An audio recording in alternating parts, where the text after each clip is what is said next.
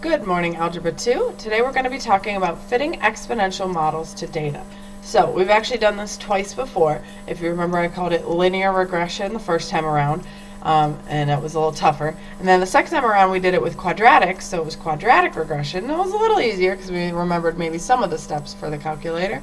And then the third time around, well, this time, it was going to be called exponential regression. So same steps in your calculator, we're just using a different model. Before we used a line, then we used a parabola, and now we're going to be using an exponential either growth or decay model. Okay?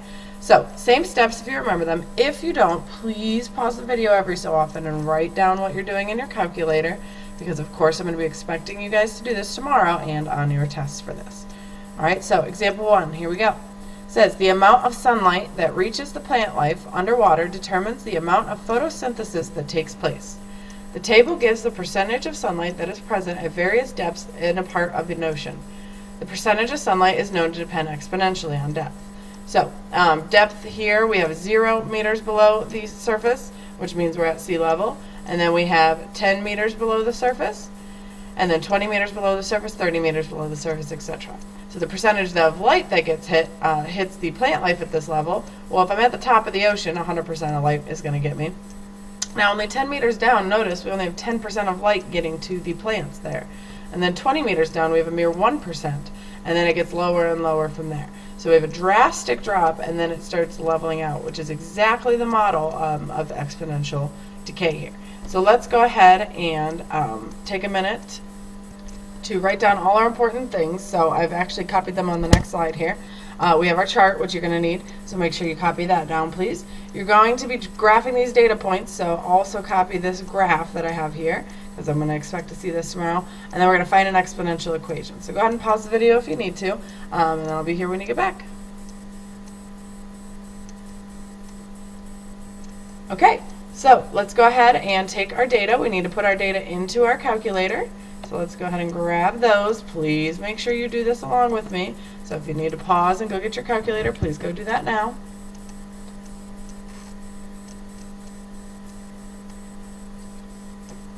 Alrighty, so to enter in data points.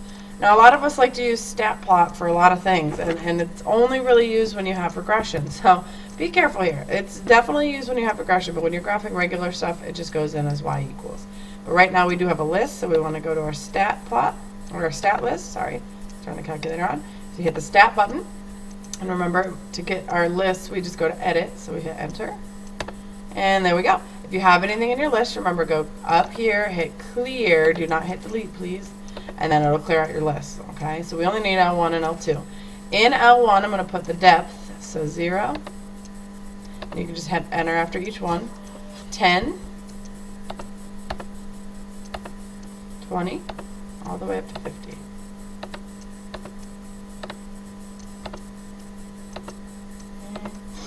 And 50. Whoops. Careful not to make any mistakes like that. We want 50, not 51. And it's always a good idea just to go back and double check. Look at all your data points, make sure they match what's in your table. So mine do, so I'm ready for L2, so I go over here.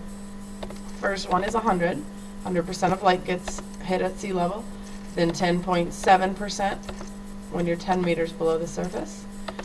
And then 1.15 when you're 20 meters below the surface. 0.12 when you're 30 meters below the surface. 0.01 when you're 40 meters below. And finally 0.001 when you're 50 meters below. So barely any light down here. Oops, don't forget to hit enter after that last data point. Okie dokie, so to get our picture, typically we go to graph. If we hit the graph button though, we don't see anything. Okay, this is where we need to turn our stat plots on, which you can very simply do by hitting your y equals button. And then these plot 1, plot 2, plot 3, we put it in plot 1 because it was the first set of lists that we use. So go up, hit enter. And then if you go back down, you should see anything that's highlighted means that it's turned on, okay? So plot 1 is turned on. All our equations are turned off here because, well, we didn't put anything in there. So plot 1's on. We don't need plot 2 or plot 3. So then if we go back to our graph, Again, it might be a little trial and error for you at this point, and I absolutely, on your test or quiz, will not help you with regression at this point. You should know all the steps. You should know how to troubleshoot if you run into something funky. So, for instance, if you run into this situation, well, we're in our standard window, and we have numbers like 100 in here, and 50. Those aren't going to show up on our axes that only go up to 10 each way. So what we have to do is now we have to zoom. We have to pick a zoom that's going to work for us. And a lot of people like to just use zoom stat for a lot of stuff. This is actually the only time you can use it, when you put something into your stat plot. So let's find zoom stat. Whoops, I went down a little too far. So zoom 9, and we hit enter, and there we go. Okay, now I know it looks a little weird. You have a data point right here, a data point right here, and then these other ones appear as if they're actually either on or below the x-axis. Well, we should know, because it's an exponential decay model, that this is not the case. We know better that they never hit the x-axis, because remember, you can never take half of something and get 0. So they don't. They just appear to, because our calculator is not perfect, and we've zoomed out so much. If you notice, these bars are dark and solid. That means we've zoomed out some. And we've zoomed out so that they just appear so close that they appear on top of or below. Okay, so don't think that they actually are, because these are positive numbers here. And these are positive numbers too, which means everything really is in the first quadrant. Okay? Okay, so now we actually didn't really need to even do this to graph our data points, okay? But we'll need to use that in a second, so I'll bring that back here. So let me go ahead and get my pen. Alright, and we'll use the red ink just so we can see easily where our data points are on here. So our depth here, or our x-axis, is going to be these data points right here. And then our percentage of light is going to be on our y-axis up here. So let's go ahead and graph. Our first point is 0, 100. So 0, and then up to 100. Okay, there's our first data point. And we have 10, 10.7. So 10, and remember these are scaled by 10. So 10 and 10.7 is going to be like right above that 10 right there. Okay, so there's our second data point. Notice it's a drastic drop from our first data point. Okay. Then 20, 1.5, so 20, oh my gosh, 1.5 is really close already, which is okay.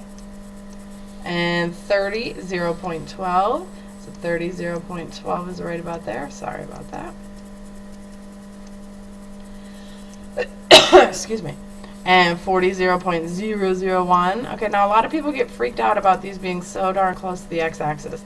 Just graph them like right on top. It's okay. It's just a picture. It doesn't have to be perfect. It's just like art class when you paint. It doesn't have to be perfect.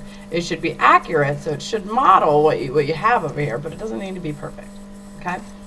So, as we can see, it's an exponential decline here, or an exponential decay. We can draw our curve in if we like, but I'm actually going to hold off on doing that. Let me grab my calculator here. Okay. And let's actually use regression so we can actually find a line that they think is the best fit. Okay? So we're here on our calculator. If you didn't get here, please rewind the video and make sure that you've got your data points in as such. And then to find your line, remember this is where we go to our stat menu, and then the calc menu, which is over here. So you go over one, and then you pick, now we used to use linear regression, then we use quadratic regression. So this time we're looking for, we know it's exponential, so we got to look for exponential regression. Aha, there it is. So it's option 0. So exponential regression, that's what EXP stands for. So let's choose that. And remember, 84s, you might be a little bit different. Remember, you have to choose, or I don't think you actually have to choose L1 and L2. But then where it says store regression equation, I'll tell you when to tune back in. All TI-83s and whoever's screen looks like this, follow along. So hit second L1, comma, second L2, which is your 2 button, and then comma.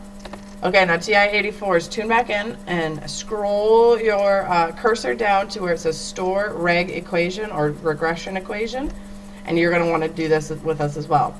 So we go into our vars menu, and then we go over to yvars, and then we just hit basically enter. So we choose one for function and then one for y1, and there we go.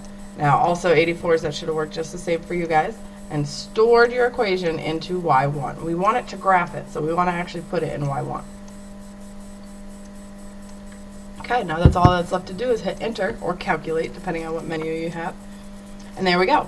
Now I don't have my R's, but we might not even need our R's here, so let's just calm down about that. If you have your R's, great. If you don't, then that's fine too. For now, we might need to go back and do it again. So our regression equation is of the form A times B to the x power, just like it should be. This is the A that they're giving us, 133.53, and then our B is 0. Well, this would round up to 80. Okay, so let's scoot this and we'll actually write our equation. So I'm just going to list out A and B because they might ask you to do that. So A is 133.53 and B is 0.80. Okay, so I know it's 799, but that 9 would bump everything up. So for your equation, you would say f of x equals A times B, so 133. I'm just going to scoot this guy. So 133.53 times our B. It has to be in this form. It's even telling you how nice. Whoops. It's even telling you how to set it up. So A times B. So B is 0.80 to the x power. So our x goes right up there. Okay. Now, if we go to our graph, we go back to our graph, it should have drawn it in for us. And it seems to fit our points pretty well. I'm not sure if it actually goes through this point down here, but it looks to be close. So we can go ahead and draw that image over here onto our graph. Okay, and connect them as best as you can. Eee, missed those last two down there. Hopefully you did a little bit better on your pencil and paper. And try not to have sharp corners. I know this one's kind of sharp right here, but try to have it a smooth curve. Yes, it's a drastic drop right here, but you want to have a smoother curve and then flatten out here at the end.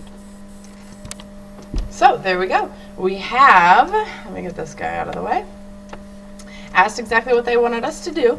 Graph the data points, there it is, and find an exponential equation to model the data, which we did, and that's going to be right here. So let's just box it up so they can find it easily. And there's our answer. And that's actually all for today. So short notes. You've seen this regression before. Hopefully you're a master at it by now. Again, like I said, if you weren't 100% clear on the calculator buttons to get you to where you needed to be, please go back and rewatch whatever part you need. Make sure you got it all clear for tomorrow. Thanks, Algebra 2, and I'll see you in the morning.